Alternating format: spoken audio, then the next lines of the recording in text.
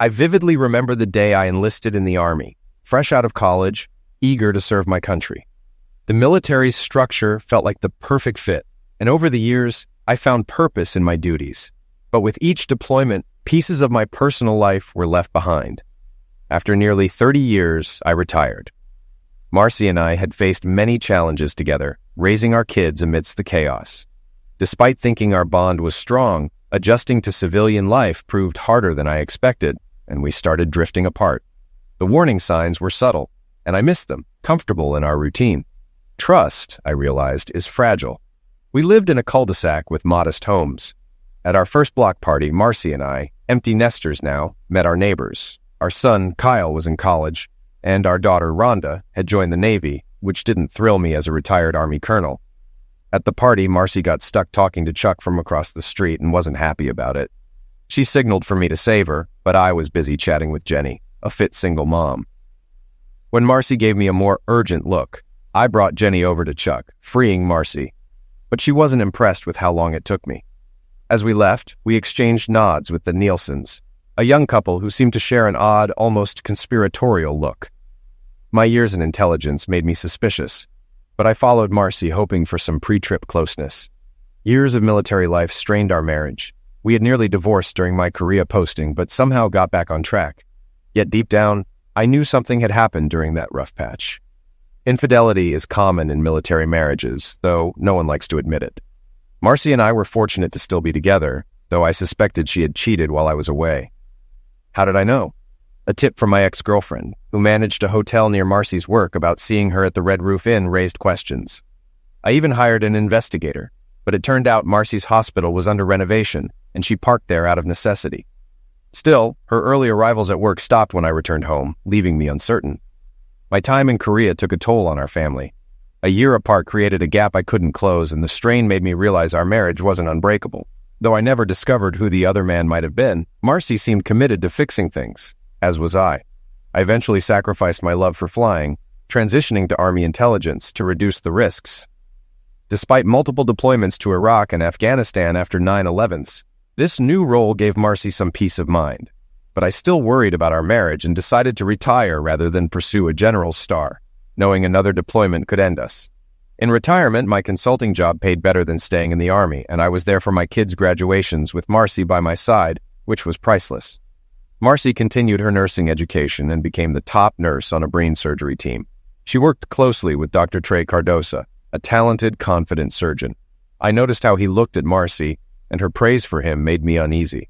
When I expressed my concerns, Marcy admitted that flirting at work helped relieve stress, but insisted it went no further.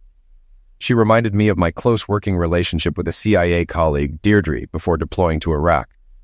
Though Deirdre had shown interest in me, I had to trust Marcy just as she had trusted me with Deirdre. The conversation didn't go well and lingered in the background of our lives.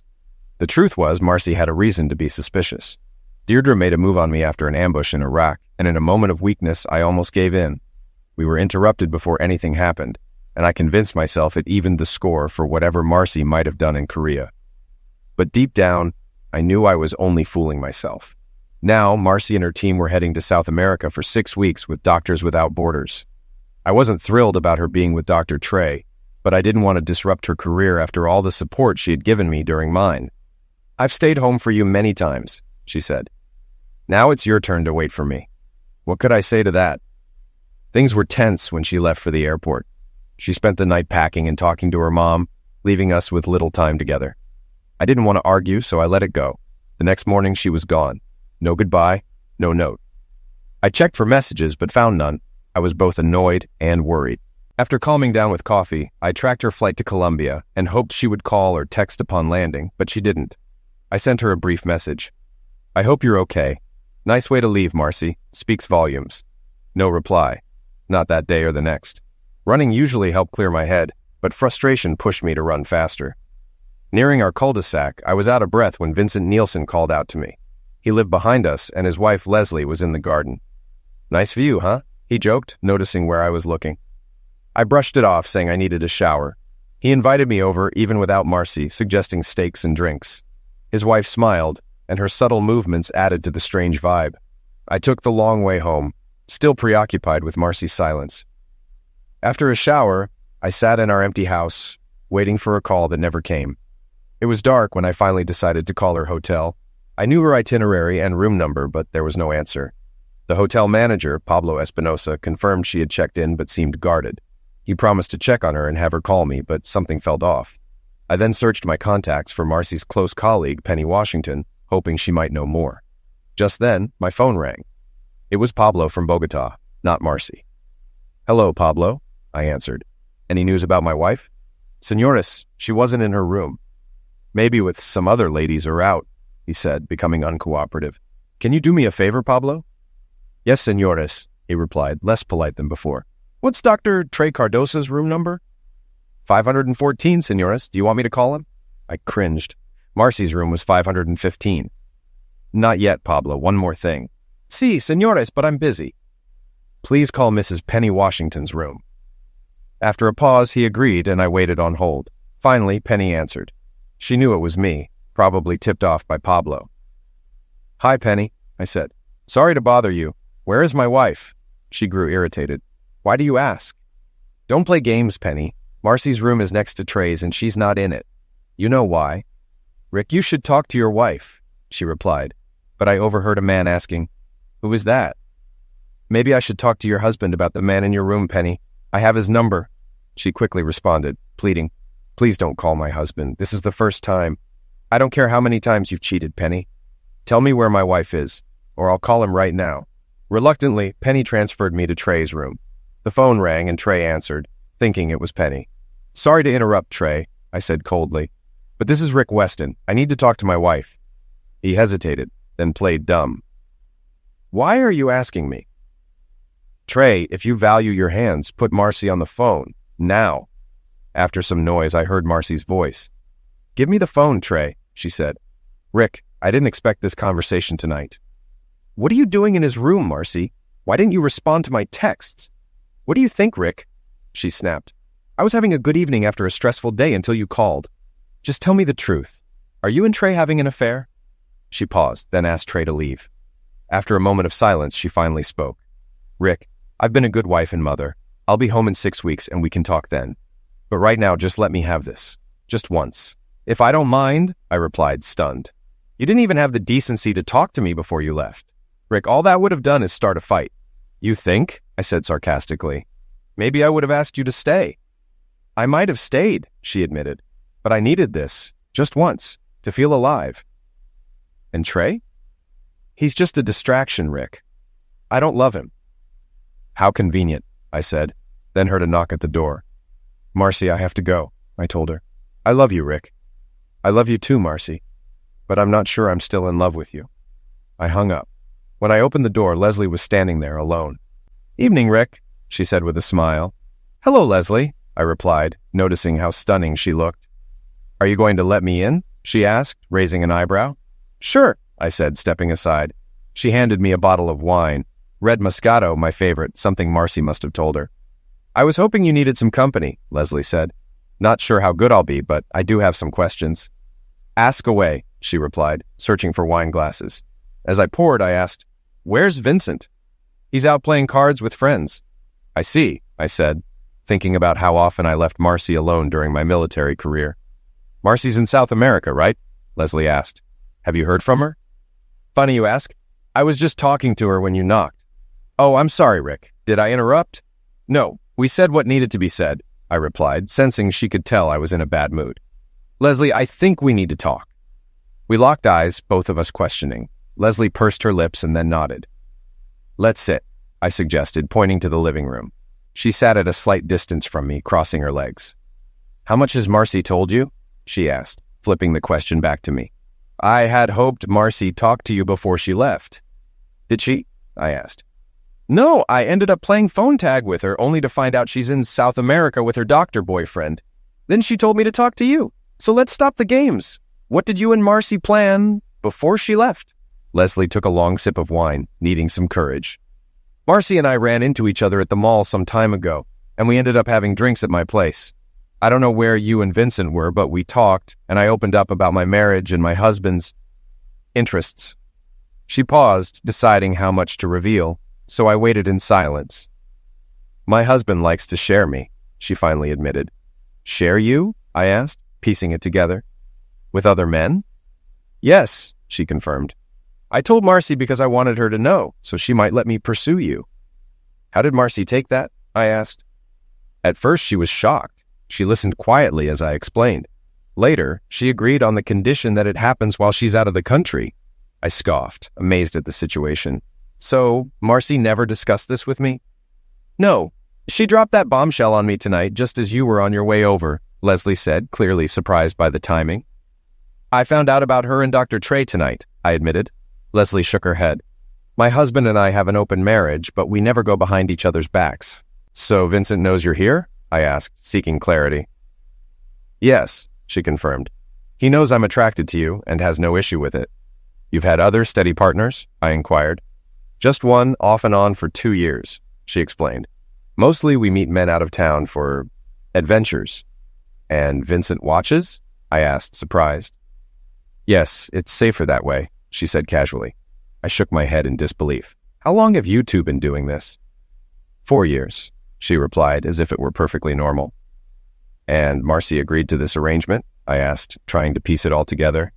Yes, but only while she's away, she clarified. Did she mention anything about what she'd be doing while she's gone?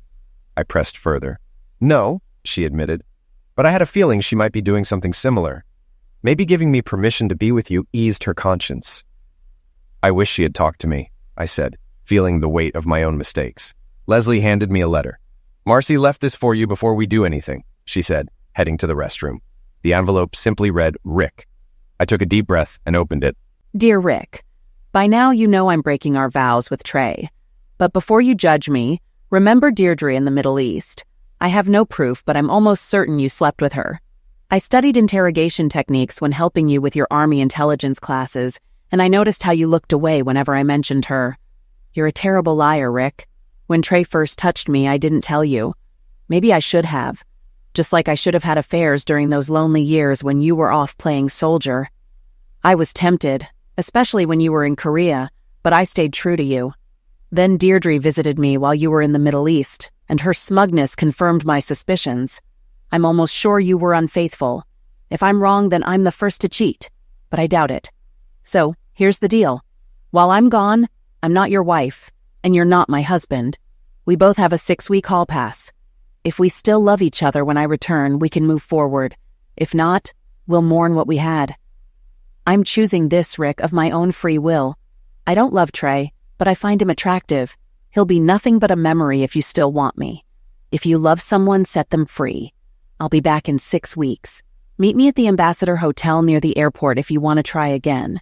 If not, don't come to the airport. Just walk away. Love always, Marcy. P.S. Leslie was supposed to get tested for STDs before tonight. Make sure she shows you the results.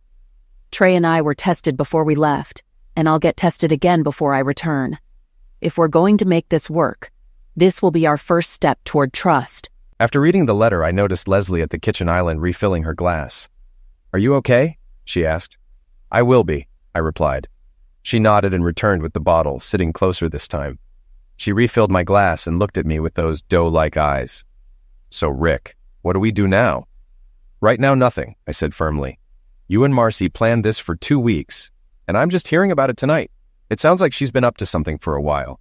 Am I right? I guess so, Leslie admitted, looking down. She wasn't used to someone resisting her charms. If I were single, it might be different, but I don't like being played, especially by someone I've loved for most of my life. You said this was her way of easing her guilt, I continued. It's clear this was planned behind my back. She even told you what wine to bring. I don't appreciate being used like that. I understand how you feel, she said quietly. So I guess nothing is going to happen between us. Not tonight, I replied. I need time to think before I make any decisions. So can we count on you joining us for dinner in a day or two? She asked. I don't know, Leslie. I need to sort things out. We'll see. Okay, she said softly. Just know I'm here for you. Thanks, Leslie, I said. Good night, and thanks for the wine. She took that as her cue to leave, and I couldn't help but admire her as she walked out. After she left, I reread Marcy's letter. It's amazing what you can notice when you take time to analyze it. Marcy's tone was venomous when she wrote about Deirdre, even though she wasn't sure we had slept together. Then, a few paragraphs later, she practically encouraged me to sleep with Leslie. The contrast didn't make sense to me. Yes, Deirdre and I got close in the Middle East, but we never had sex. It happened once, after surviving an ambush. It wasn't planned like Marcy's affair with Trey and this whole setup with Leslie. I felt guilty at the time, but I also suspected Marcy had cheated, so it seemed like a twisted form of justice. I also wondered why Marcy didn't want me to meet her at the airport. Was she afraid I'd get angry? I had never given her any reason to think I'd get violent, and why meet at the hotel instead of coming home? Then it hit me. Was she really that devious? Considering she plotted all this right under my nose, the answer seemed clear. But what was really going on? I scanned the room, suspicious of any surveillance devices. Could there be a camera in the smoke alarm? I decided to make some calls, but not inside, just in case I was being monitored. I grabbed Marcy's itinerary and stepped outside to the swing chair on the porch. Marcy knows I'm a consultant, but she doesn't know I'm actually the senior security consultant for Acme Global, responsible for the safety of our offices worldwide. I have contacts I can call on when needed. My first call was to Alan Williams, the top tech specialist in my department. He answered the phone with a straightforward, "Williams." "Alan, this is Rick. How's it going?" I asked. "Pretty good, boss," Alan replied, "but I doubt you called just to chat." "No, I didn't," I admitted. "I need your expertise." I then gave him a brief rundown of the situation and my concerns. "I'm sorry to hear that, Rick. I understand," Alan said sympathetically. "Give me 45 minutes to get my gear and I'll be over." "Thanks, Alan. I appreciate it," I said before hanging up. Next, I scrolled through my contacts and made another call. "Hola, Senor Rick," came the cheerful voice on the other end. "Ernesto? How are you, my friend?" I asked warmly. Ernesto Trujillo was my go-to guy in South America, based in Bogota, the same city where Marcy and her lover were staying. I trusted Ernesto completely. "Doing well here, boss," he said. "Didn't expect your call today. What can I do for you?"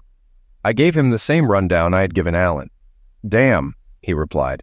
"Sorry to hear that. You need eyes and ears on the ground, right?" "Yes, Ernesto," I said, providing him with the hotel details, room numbers, and the manager's name. "Can you handle it?" "Absolutely.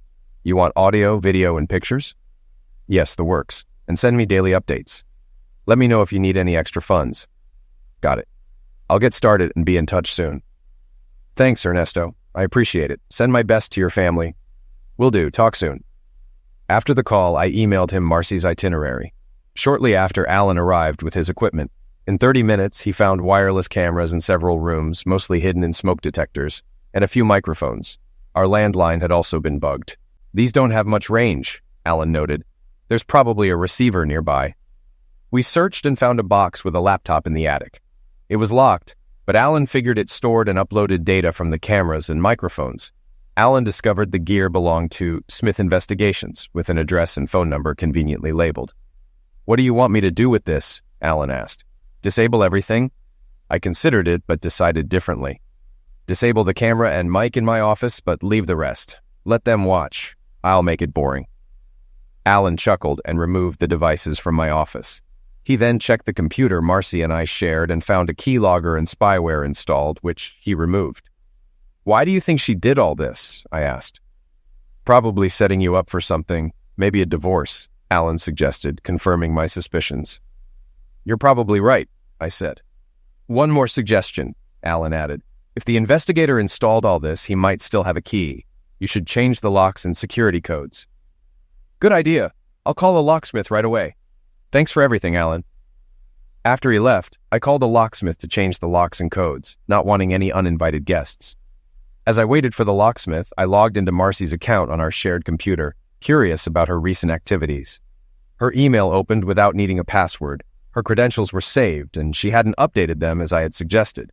For once, I was glad she didn't follow my advice. Normally, I respected her privacy, but this situation was different. I searched through her emails and found several exchanges with Trey, the doctor she was now involved with in Bogota. Rather than read them all at once, I exported and saved them to a thumb drive for later review. There were also emails with our kids, but nothing noteworthy. When the locksmith arrived, I showed him the doors that needed new locks and returned to the computer. One email thread between Marcy and Trey had the subject line, "lawyer," which caught my attention. In the thread, Marcy told Trey she had spoken with her lawyer, reviewed the proposed divorce settlement, and decided to move forward despite her lawyer's advice. Trey seemed surprised, questioning her decision since she had claimed to love me and intended to stay with me. Marcy's response was chilling. She planned to stay with me, but on her terms, noting that I had unknowingly been a cuck for years. She detailed her plan. She would give me divorce papers at the Ambassador Hotel when she returned and pressure me into signing a postnuptial agreement. If I refused, she would use evidence of my affair with Leslie to ruin me financially. She even mentioned the possibility of suing Leslie for alienation of affection, further tightening her grip on the situation. Trey expressed concern about the risk she was taking, but Marcy seemed confident that she had everything under control. She even admitted to having cheated on me for years, starting when I was stationed in Korea. After reading the thread, I printed it out for safekeeping. By then, the locksmith had finished, and I paid him, including a tip for the after-hours service.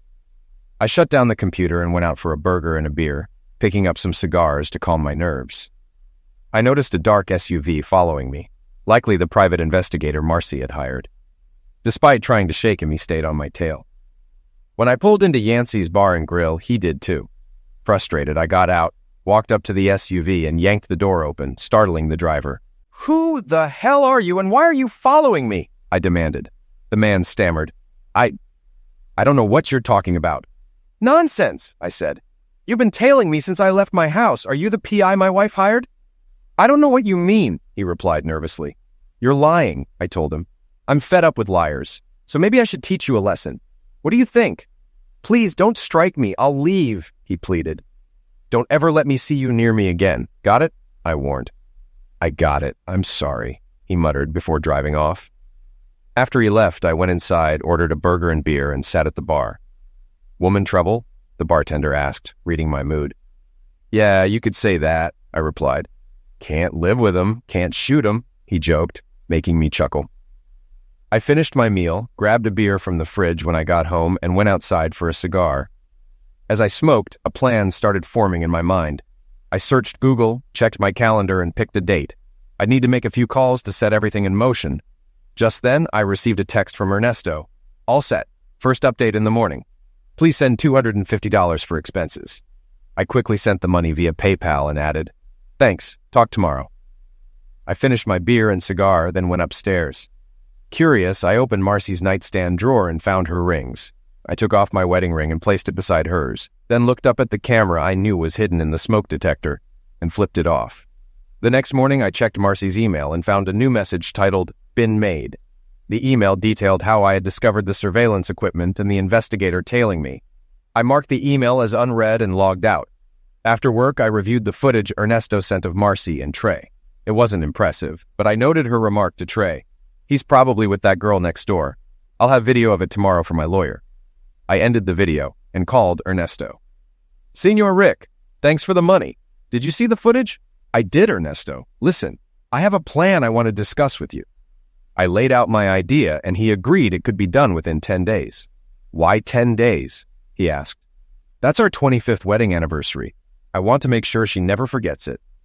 "You're one tough hombre, Senor Rick," he laughed. After ending the call, I scrolled through my contacts and found Deirdre's number, someone I hadn't spoken to since our time in the Middle East. I dialed, and to my surprise, she answered. "Rick Weston, it's been forever," she exclaimed. I briefly shared my situation, and she listened in shock.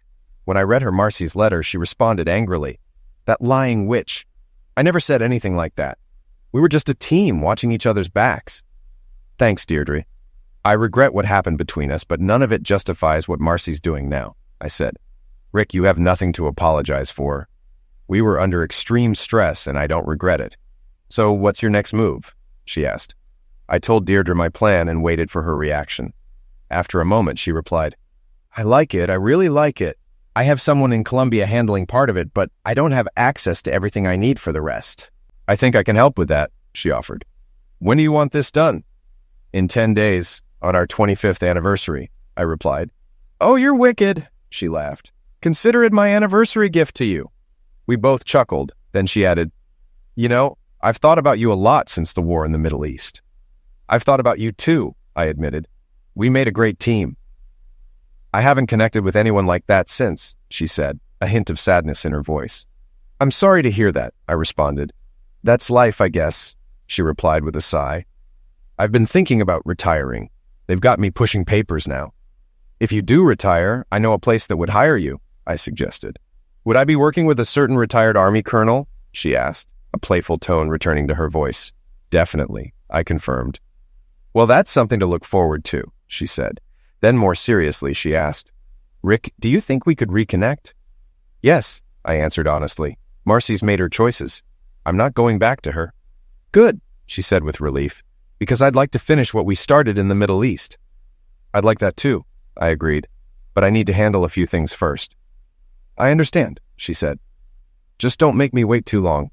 I won't, I promised. This divorce will take some time, though. I get it, she replied. Just know I'm here if you need someone to talk to. It's great hearing your voice again, I told her sincerely. Yours too, she replied warmly. But my dinner's getting cold, so I'll talk to you soon. Promise? I teased. You'd better, she joked back.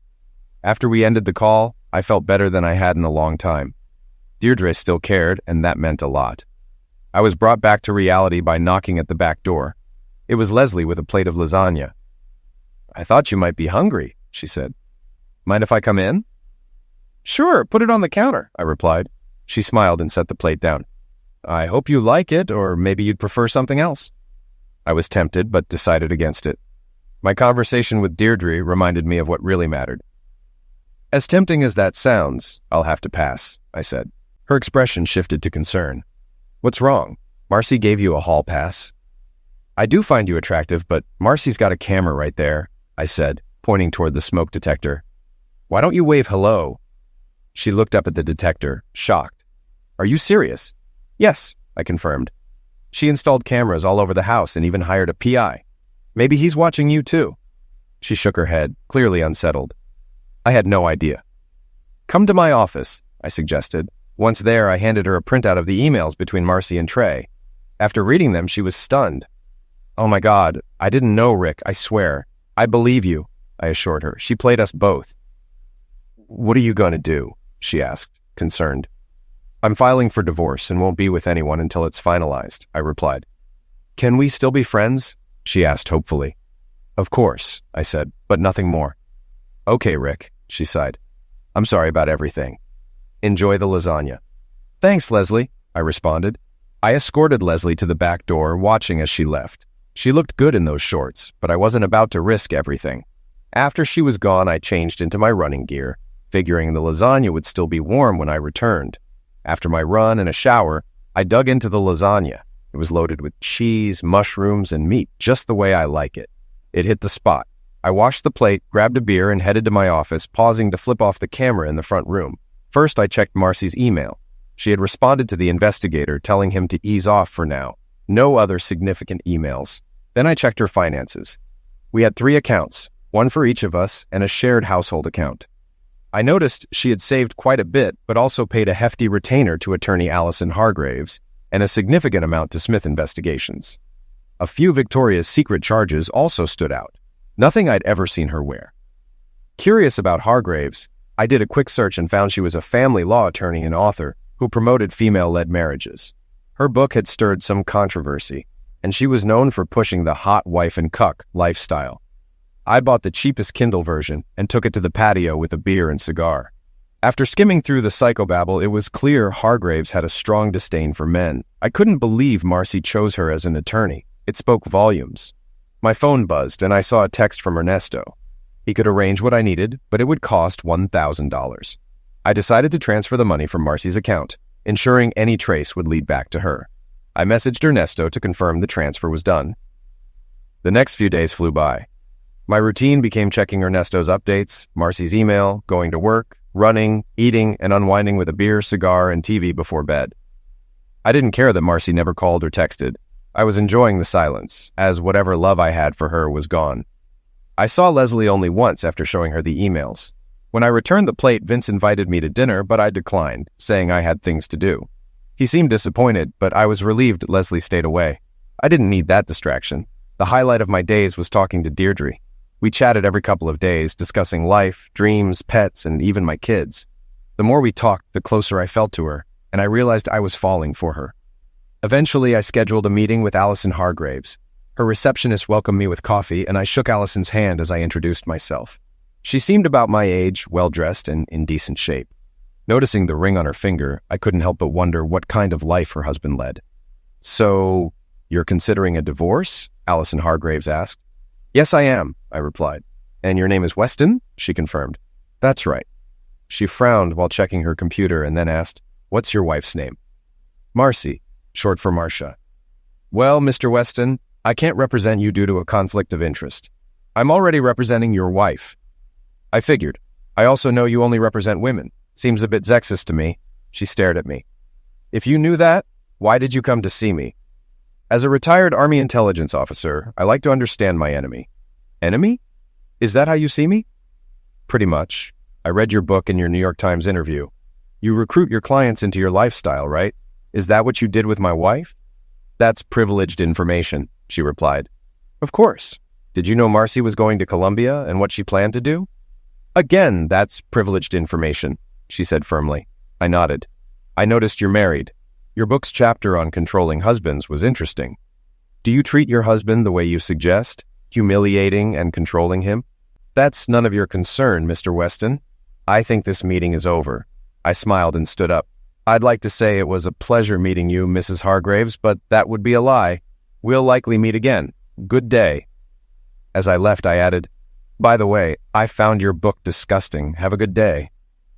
I walked out, noticing the receptionist smiling as I left, possibly overhearing our conversation.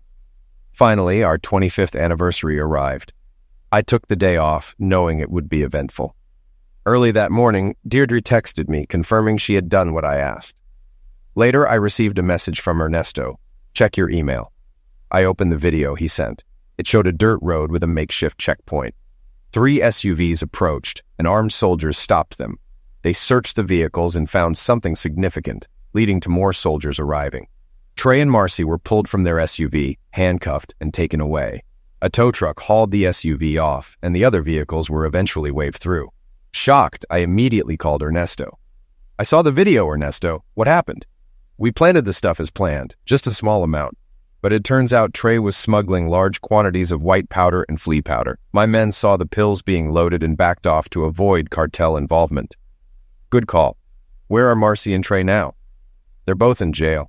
It seems Marcy might have known about the pills, but it's unclear how much. They have 48 hours to present the case to a judge, and the investigation could take up to 90 days. But I doubt it'll take that long." "So the consulate knows?" "By now they should," Ernesto confirmed. "I'll keep you updated." "Thanks, Ernesto. It's not what I expected, but if Marcy's involved in trafficking, she deserves what she gets." After ending the call, I contacted Deirdre to fill her in. She wasn't too surprised and offered to reach out to her contacts in Colombia to gather more information. "I'll let you know as soon as I hear something," she assured me.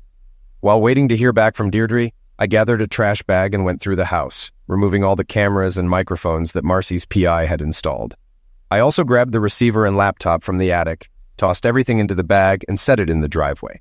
Then, I called Smith Investigations. "Smith Investigations," a woman answered. "I want to speak to the head honcho," I demanded. Okay, sir. One moment," she stammered, clearly taken aback. A few seconds later, I recognized the voice of the man I had confronted at Yancey's. "James Smith, how can I help you?" "This is Rick Weston. Remember me?" I asked, my tone firm. "Your client is now in a Colombian jail on pill trafficking charges. I've removed all your gear from my house. It's in a trash bag in my driveway. If it's still there tomorrow, it's going in the garbage." "Yes, sir," he replied quickly, his voice tense. I hung up, not interested in hearing anything more from him. The next morning, the bag was gone. I assumed Smith had picked it up, but I didn't really care.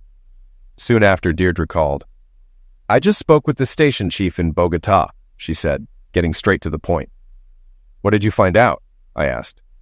"Colombian authorities have been watching Trey since he arrived. He's connected to a major pill cartel. If Marcy's involved, she could be looking at a long prison sentence. The judge on the case is tough on foreigners," Deirdre explained. "How much time could she get?" I inquired. "At least 10 years, she replied. "Well, if she's guilty, she deserves it." "How much were they caught with?" I asked, feeling the weight of the situation.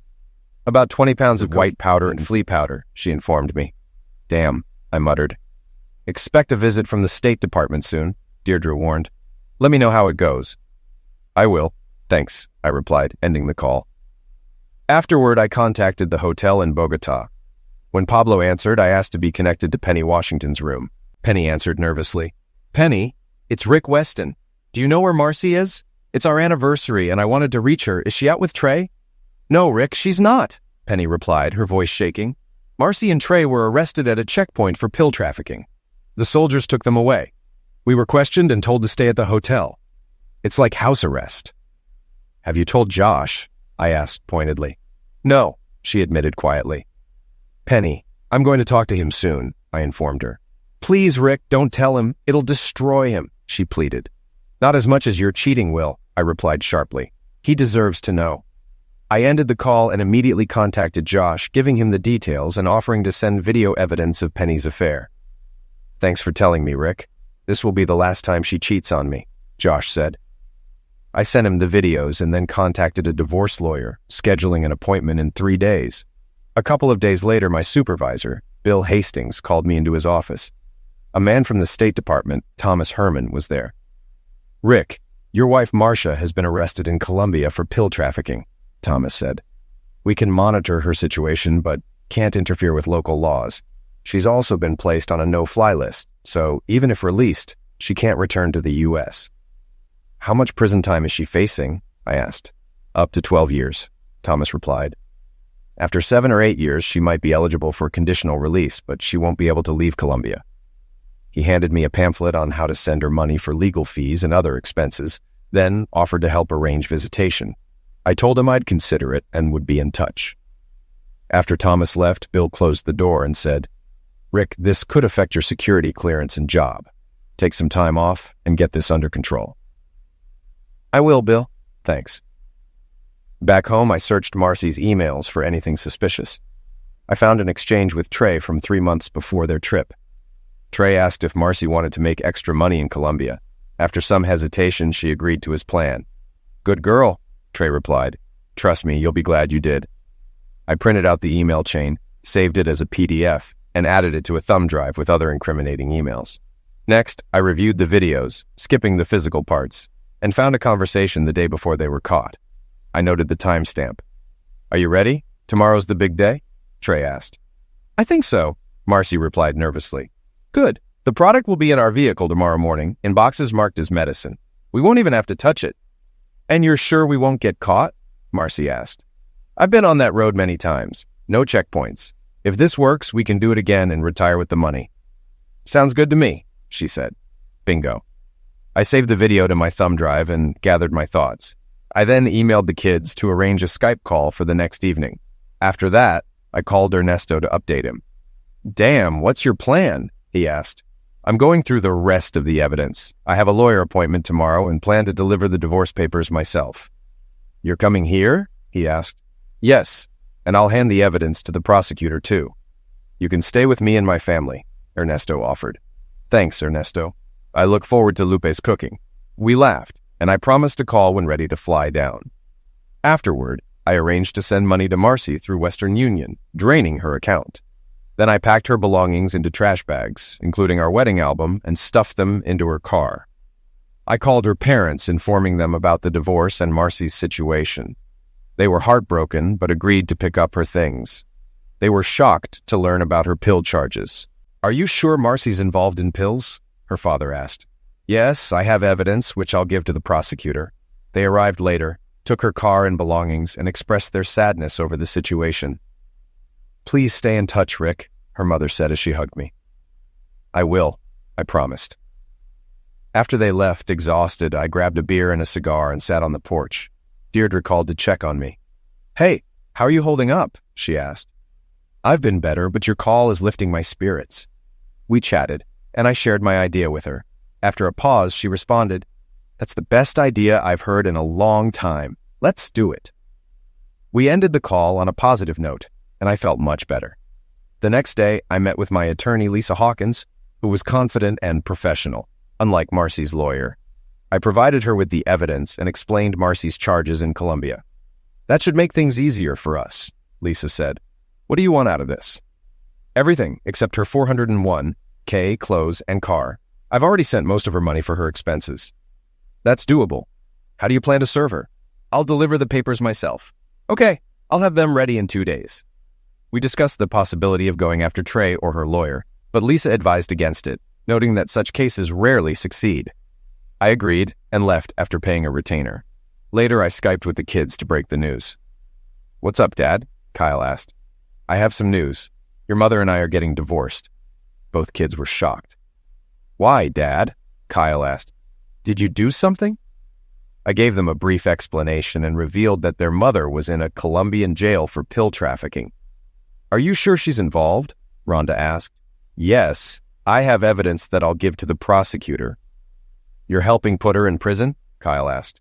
"She broke the law, son. I can't ignore that. We've talked about the dangers of pills before."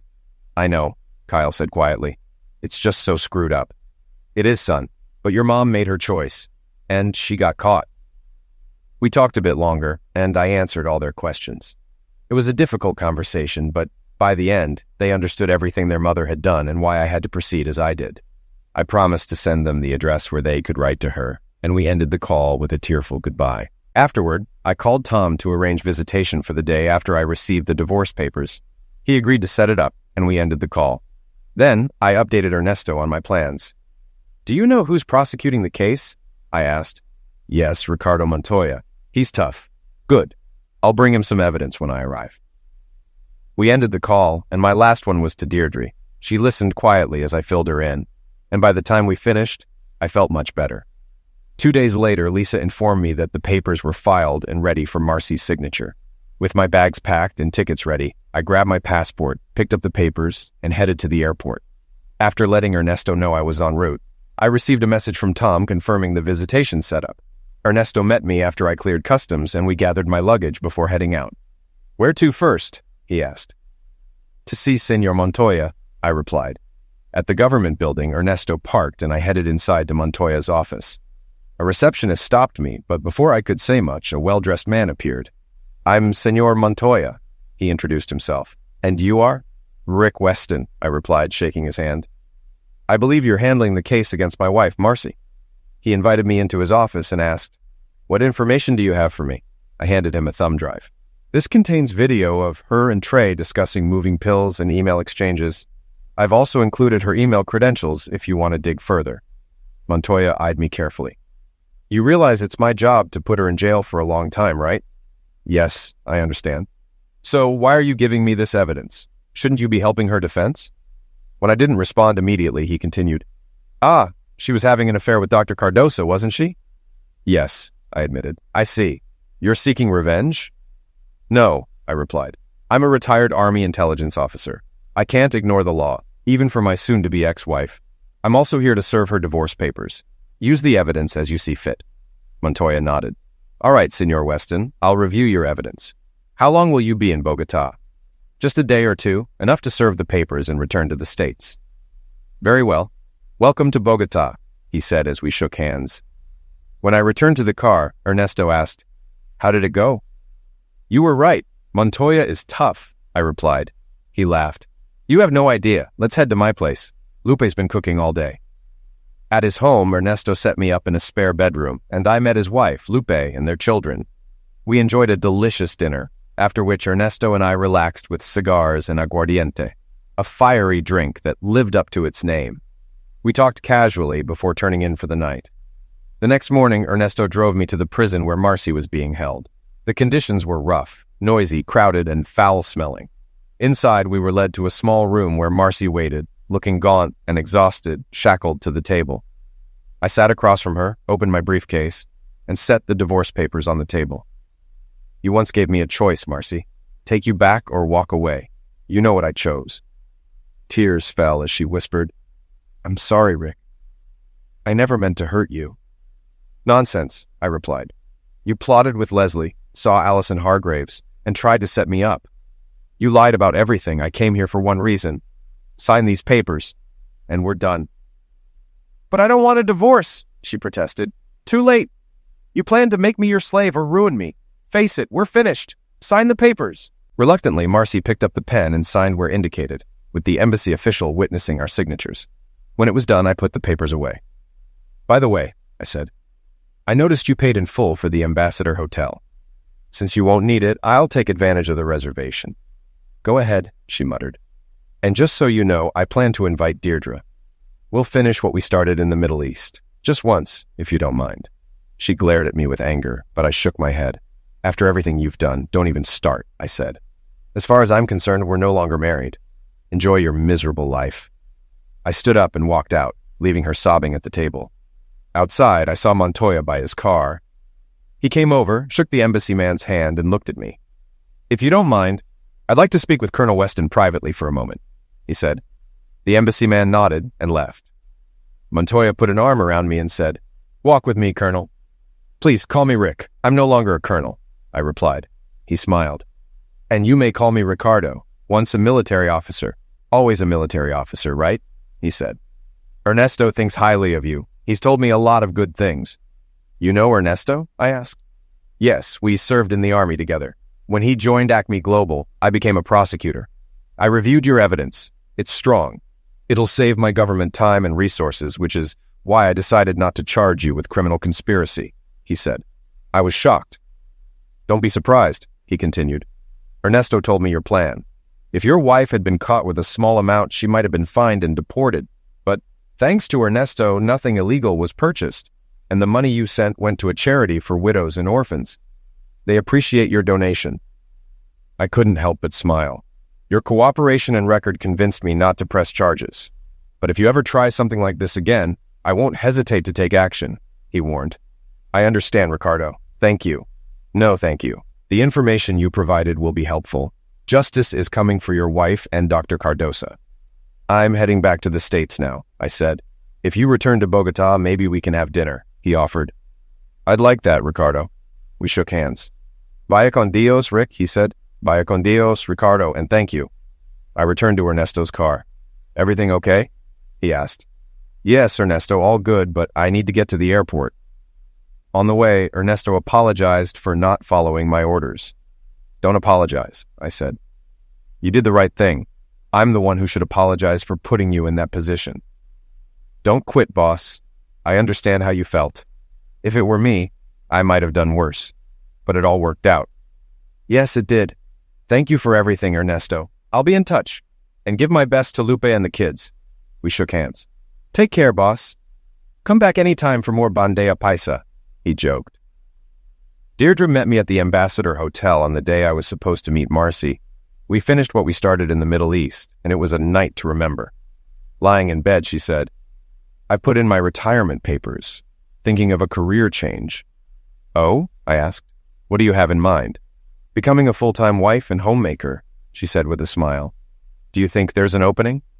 I looked at her and joked, I think there might be one soon. Want to apply? I already did, she laughed. And you know I've fallen in love with you, she said. I've fallen in love with you too, I replied. So, shall we make it official? She asked, even though my divorce wasn't final yet. Why not? Will you marry me? I asked. She kissed me deeply. Yes, Rick. I love you so much. Marcy and Trey were convicted of pill trafficking in Colombia and sentenced to 12 years in prison, plus hefty fines. Trey ended up in a terrible prison and didn't last long. Rival cartel members got to him. Marcy fared slightly better in a women's prison, but still had a hard life. She gets few visitors, mostly from the embassy. The kids send letters, but they're hesitant about reuniting. Penny and the others were released after the trial, but Penny faced a rough divorce and was fired from her job. I lost touch with Leslie and Vince, though I heard they continued their lifestyle. Leslie had to take a break after getting pregnant, paternity unknown. After Deirdre and I married, we sold the house and bought a new one. She's happily transitioned to being a homemaker, and though I've offered her a spot at Acme, she prefers to focus on building a happy home for us and her cat, which, of course, I don't mind at all.